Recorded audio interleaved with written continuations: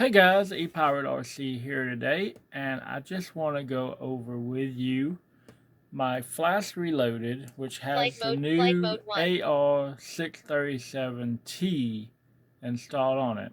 As you see there, I have a picture of it on the screen, so you'll see exactly Time what remaining my 3 plane looks minutes. like. Timer stop. Get my timer to stop there. Okay, so I wanted to talk to y'all about this unit. I haven't done the videos I said I would yet, so here we go.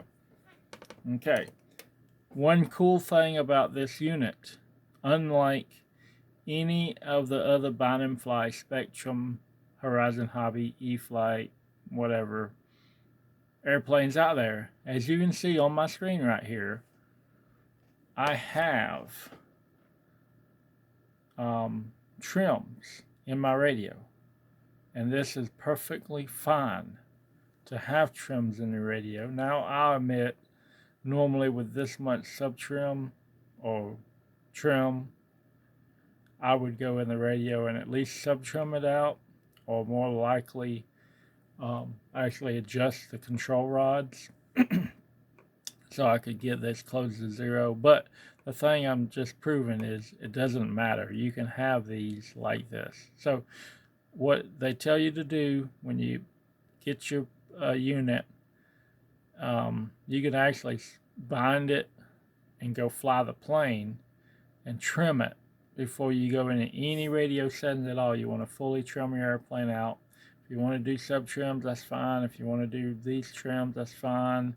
I say I really ought to go in and sub trim mine out and get it even so it's not, because I like having zero trims on my radio or something close. But anyway, after you do that, you fly the plane, it flies good. Then you can go in and set up your stuff. So you go into model adjust.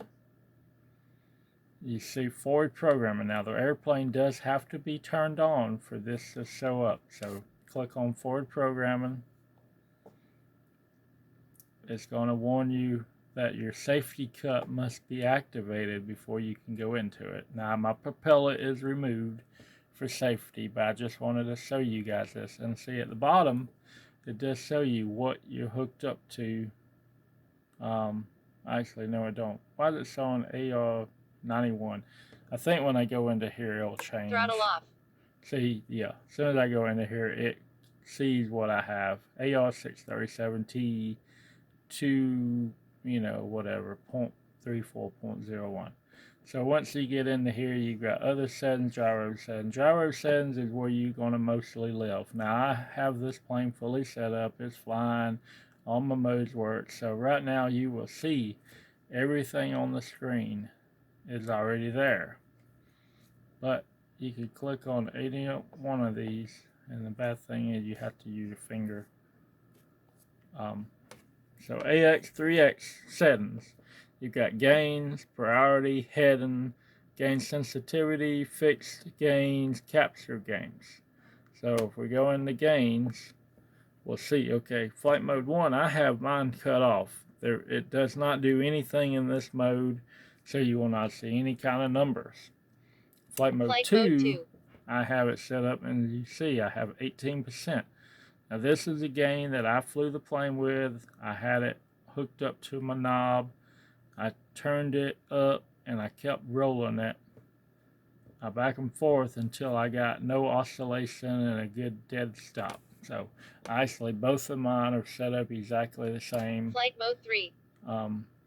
As you see, flight mode 3 up here changed. It changes when you move your switch. Flight mode right 2. Here. So that's flight how mode mine 1. are. So you can go back. You got priority. Again, flight mode 1's nothing's on because it's cut flight off. Mode 2. Here's your 2. Now this is how much movement you get. Flight mode 3. Which these are defaulted. Flight mode 2. Which I did not mess with. I'm just kind of showing you guys the settings you can do. Now you got heading gains and you've got yaw. Now, I've not played with this yet. It's something you can play flight with. Mode 3. Again, mode you'll 2. see them in flight mode 2 1. and 3, but in 1 you won't see anything because it's cut off. The gain sensitivity, if my gains over here, say I turned up Flight this mode 2. gain all the way to say 100 and it still wasn't high enough, that is when I would come over here and click on this, and you can up this to 2 times, I think up to 4, yeah, 4 times. But I didn't need that, so you got here, you got if it's fixed Flight mode 3. or if it's adjustable. Say you wanted to adjust on your main setting again, you would just come over here to whichever one you wanted to do. Say now it's adjustable. You'd have to go back in and enable your switch again, but you could do it. Airplane's making noise, but anyway, we're gonna leave that fixed. But yeah, you can go back in at any time and adjust any of these that you want to. If you think you can get a little bit higher gain out of it, go in, fix adjustable, go turn your knob back on and do it. So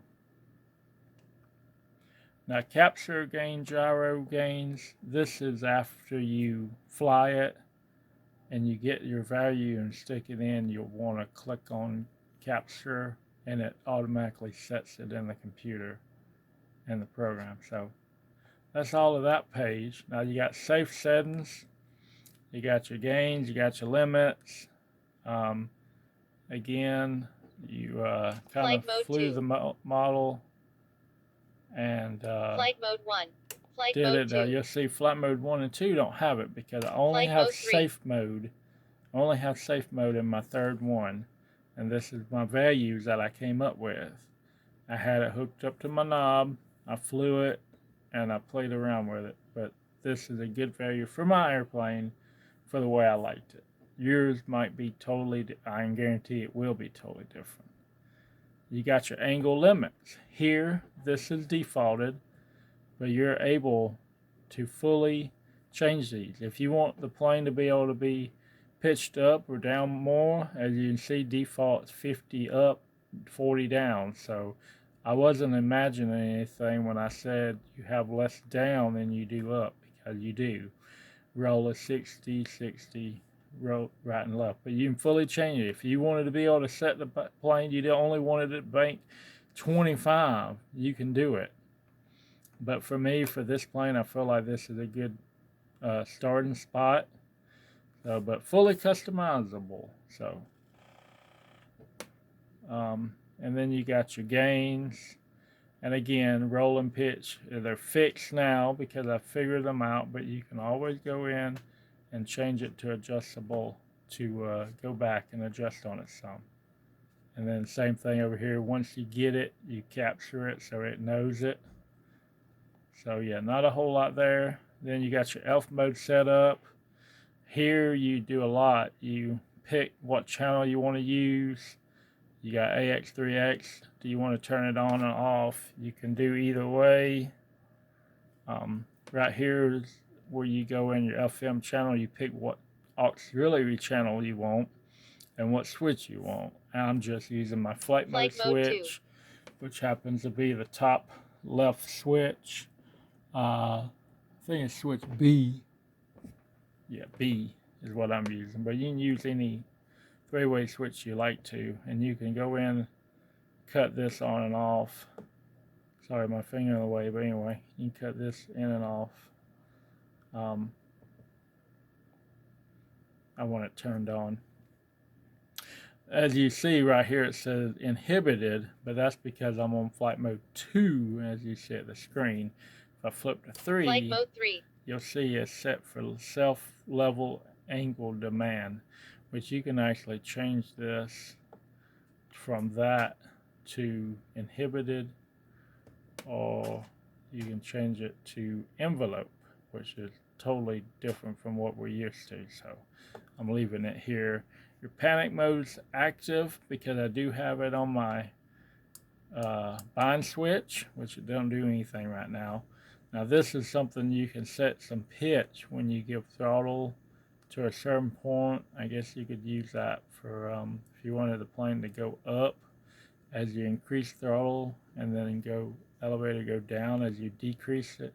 You can set that up. I haven't played with that myself, but you can. And then you got system setup here, which is relearn servo set. If you ever go in, once you set this up, if you ever go in, you change your sub trim, you change your regular trim, you do anything like that, you have to reverse something or something, you want to go in here and you want to hit apply, and it'll just pop up and say complete, which is fine. And so then it takes you back to the main menu. Again, there's system setup. And then you got your orientation. This is where you'll pick how the receiver is setting. You can do a manual mode or you can do an automatic mode. I did the automatic mode. It automatically picked which way I needed it to be. I've already got mine all set up. I'm not going in there, but it's pretty self-explanatory. There's your gains, your roll, pitch, yaw. Flight mode 2. Flight mode 1. As you can see, this is the gain select channel. All my gains are set fixed. But if I wanted to go in and change one of them, I would have to I would have to not inhibit it. I'd have to click on it and I'd have to tell it what channel I wanted to use. And then that would be like my right knob. I can set it to that and I can fly it and change that setting and I can get a new gain setting.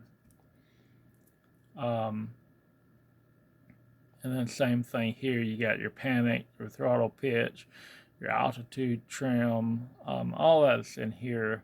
Fail-safe angles. So yeah, again, as you can see, now what I did was I copied my Model 3 to my Model 4. It's exactly the same, but we used Model 4. If you watch the guy's videos, he explains very well why you do this. But yeah, you set all that up. You set it on auxiliary forward, guys. Now, I will tell you one thing. Now, most of the time when I set a plane up on my IX-12 especially, it has on there how many channels is this airplane. I normally only pick 4 or 6, depending on my plane. Like a Delta, I'll put 4 because it's only a 4-channel setup. On a plane like this, I'd pick 6 channels. Well, you can't do that with this unit, guys. Go ahead and just tell it whatever radio you have. If you got a DX8, I'd set it at 8. If you got a 9, set it at 9 channels. I've got a 12, so I went ahead and set it at 12, which I think is what it defaults to. But guys, you need all of your auxiliary switches. You need them all to be able to do this stuff. Again, as you see, I have AUX4 working my flight mode for my safe mode. That's how it works. Yeah, panic safe mode is on auxiliary 4. Actually, 4 is my bind button. Again, you can't see anything on here when I'm pushing the button, but it does work. It's enabled. So there's a lot of stuff in here, guys. That's the basic of it. You got AX3X setting, your safe mode, your flight mode switches to go between the two. And then you set up your bailout switches. Other settings, you got your fail-safe. You want to initiate a bind mode. You got factory reset, restore from backup, and save to backup. Now these, as far as I know, the way these work, you can save the current file. See, I have a flyable airplane right now, so I can save it to backup, and it will save it. But the thing about it, you can't take this anywhere else. Like, I can't take another unit right now and program all these settings directly to it. So I'm new to forward programming. This is actually new for all of us, but yeah, I'm not really sure if, I'm guessing when you do this, it saves it to the receiver itself, and that's the reason you're not able to do anything. Now restore from backup, it replaces the current model. Do you want to do that? You hit apply and it will do it. I'm sure it wouldn't do anything if I did it, but I'm not going to do it right now. So anyway, guys, that's forward programming on an IX-12, your DX8, DX9, IX-20, Any of those should be, you know, very similar. Again, on your servo setup, before you even begin this, make sure all of this stuff's correct. Make sure your controls are moving the right direction. Make sure you're happy with your travel that you have set. Everything's on 125. Sub trims, again, it doesn't matter. That's one great thing. You can have sub trims. I need to go in here and set sub trims or manually do mine, but this is still a new model for me. I haven't put a whole lot of time into it. I've done some videos for you guys on the Aurora 5 Lite and now the AR637T to show it to you. So I hope this video helps you out. I hope it shows you a little bit more detail of the unit, you know, that you're buying. There was some controversy over, hey, am I going to be able to buy AR637T that's already programmed and it's just sticking in my airplane? Well, as of right now, April 11th, 2020, no. If you want this unit, if you want an AR637T purchased from your local hobby shop, online retailer, Amazon, maybe maybe Amazon, excuse my voice, because Horizon Hobby does sell off of Amazon. I've ordered things there. If you didn't know that, well, there you go, something else you know now. But even eBay, Horizon Hobby sells off eBay, so you can get it off eBay, Amazon, Horizon Hobby, or Tower Hobbies. Those are the ones I know most popular. But if you buy one, if you buy an AR637T, you're going to have to fully set it up. You'll have to go through the videos and set it up. Oh, I will show you there. See, again, I was telling you to enable all your auxiliary channels. So Flight mode see, flight mode switch 1. is actually on auxiliary 3. Well, here's my bind button, and you see it moved. It goes from 100 positive to negative 100 when I hit it. So negative 100 is your panic bailout mode, but I do have them all enabled because you do need them. A little bit on the telemetry side of the 637T, you get your RX voltage, which is 6 volts, your frame loss, your flight holds. Really the only screen I use. Here's your volts. It tells you the volts, your minimum volt, your max volt. It shows the temperature. Obviously, when we first started, when I first plugged the battery in, it was 69.8, and while I've been talking, this went up to 82.4. It shows the BEC voltage, the BEC temperature. Okay. And here again, it shows your voltage and your temperature on this screen. I wish I could scroll with something. You don't get speed. You're supposed to get current, but I haven't got current amp with mine. Again, guys, I have the prop Timer off. start. Timer so stop. You don't see any current here. It does have a G-force monitor in this receiver. So if that's something you like, you can play with. I haven't really paid attention to it on this one. And you got an altitude. So right now it's at 0.5 foot, it says. So if I move it, if I pick the plane up, it should change. Now this does take sometimes a minute to change. But there you see, it moved up to 3.1 foot. Now I'm going to set it back down, and we're down to 0 foot. Actually 0.5, because my bed is a little bit lower than my desk where I originally had it. So that's how that works. But yeah, you're supposed to be able to get your amps and all, current. Right here we can see it did go to 2.73 amps when I ran it up just then. So timer start. Timer stop. There's 3.4 amps, and you also get RPM reading. Timer start. Timer stop. So yeah, it's got some cool little gadgets that you can do. I don't see my other little screen. I think I have to go in and add it again. But anyway, guys, I hope that video was very helpful. We're right at 20 minutes, which was my goal. If you have any questions, please post them on my YouTube. Most of you know you can find me on RC groups, same name. Thank you for watching. Happy flying. Stay safe, guys.